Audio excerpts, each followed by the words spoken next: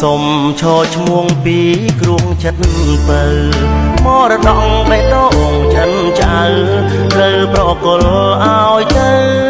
អ្នកណាសត្វមានឈ្មោលតែងបូលស្រែករកគូវីដូចបងកំព្រាសុំជាគូនឹងកំនិកា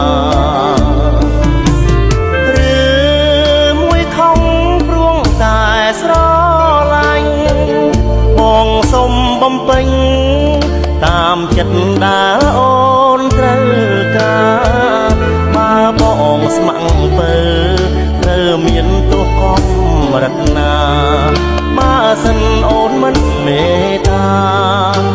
វិចាឲ្យបានដឹងផងថ្ងៃមានកម្ដៅត្រូវត្រជាក់